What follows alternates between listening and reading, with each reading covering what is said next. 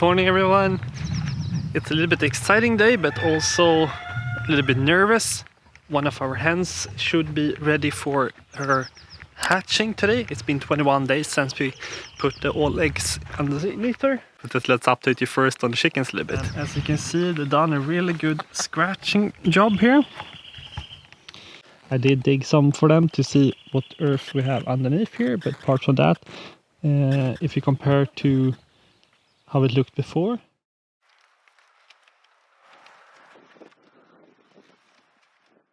So if you compare that to before, it's a big difference, which I'm really happy about. But I'll explain the problem with the hatching. So as you know by now, we have a chicken here or a hen here who's going broody on us.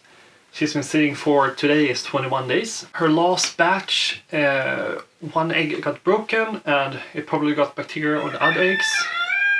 So all of her eggs got rotten and we needed to throw them away, which was very sad. And she had one day going outside scratching away and then she started being broody once again. And we don't want to force her to don't do anything that her body doesn't want, so to say. So we stuck some new eggs under her and we cleaned out everything nicely where she sits, and she's been sitting all the way. And also one thing I can tell you also, if an egg breaks while your hen is broody, we got a little bit of a smell, and I think that's one of the best indicators we have, our nose. If something smells a little bit funky, a little bit weird, take all the eggs out, clean them, and clean the nest. But as I said, she's been sitting here for 21 days, so I'm a little bit worried that those eggs are bad as well. Tomorrow I decided to use a strong flashlight and light through them and see how they look inside. And I'm all new to this, so I don't really know what I'm looking for. I've seen in the incubator there are some veins, and that means that there is life inside, but I'm not 100% sure to determine whenever it's a almost hatched chicken or if it's a rotten one. So trying to do some research on it, but a little bit hard. So yeah, I'll need to do that. But yeah, that's the update on her. And yeah, well, one thing that I didn't do, but I wish I did, that mark the date in the calendar when there is a first day of her sitting on the eggs. Then you can backtrack it. Now I'm not really sure. I think it was the 6th of April and it's 27 today. So it should be 21. But yeah, no hatching. I know it depends a little bit on what race you have of, or kind, or I don't know what it's called. So it can be a little bit late, later tonight or tomorrow morning. So I really wish that.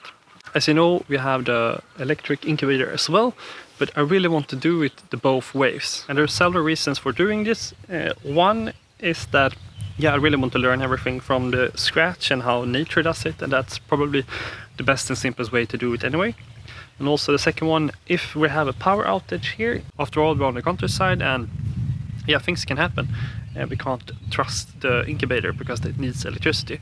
Even if we have sun panels on our roof, it's connected to the main grid and we have no extra batteries or electric generator. So yeah, we're a little bit screwed there. And as I mentioned before, we don't want to change the way nature does it with all the hens. If the hen wants to scratch, we let them scratch. If they want to be broody, we let them be broody. Yeah, I'm really strive for them to have as natural life as possible. At least that's the idea. I'll update you on the second broody hen we have. It was a little bit problem this morning as well, so I'm a little bit, I don't know, thrown off, to be honest. So I'm not really sure what to do, but hopefully everything works out.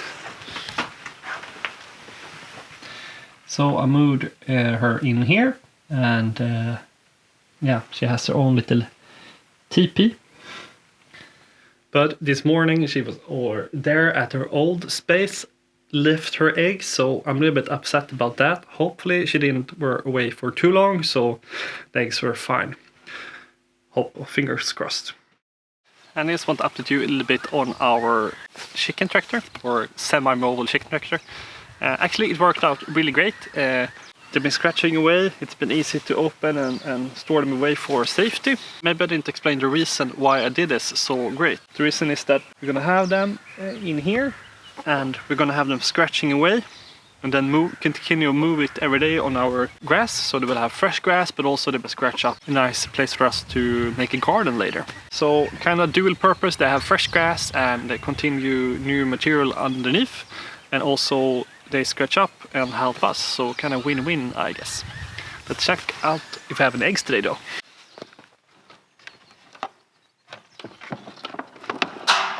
A little bit of problem here, some coop. It's getting less and less though, so maybe they're learning. But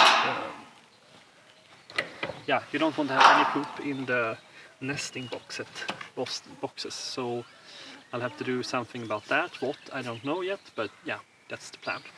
And as you can see, we're trying to feed them with as much food scraps as possible.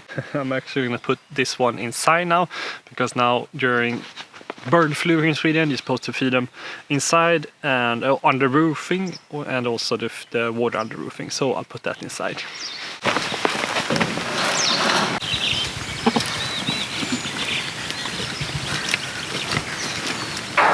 Maybe it's hard to see, but they have done some really good scratching, and we ordered the greenhouse plastic, which we're gonna cover everything with, which ended up being actually the most expensive part so far to this greenhouse. I think totally we will have this greenhouse for around $900, I think, roughly.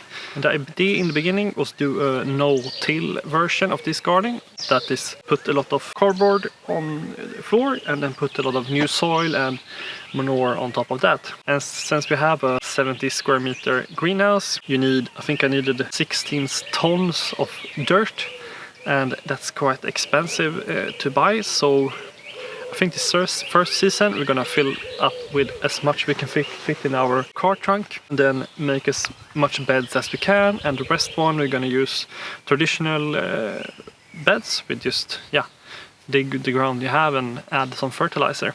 Yeah, this first season is trial and error a lot, and the next season will be more efficient, and we know at least a little bit more what we're doing.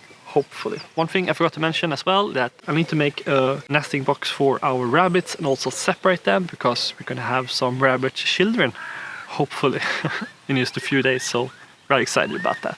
And if anyone knows what to do with the chickens if they're not hatching, or what I'm doing wrong, or what I can do better, please comment down below. It really helps me out, and as I said, I'm all new to this, so I'm all ears, and thank you in advance. And hopefully we will have some new chickens in our next video, and maybe some rabbits as well. I'm very excited about that, and gonna update you as soon as possible. Guys, have a great day.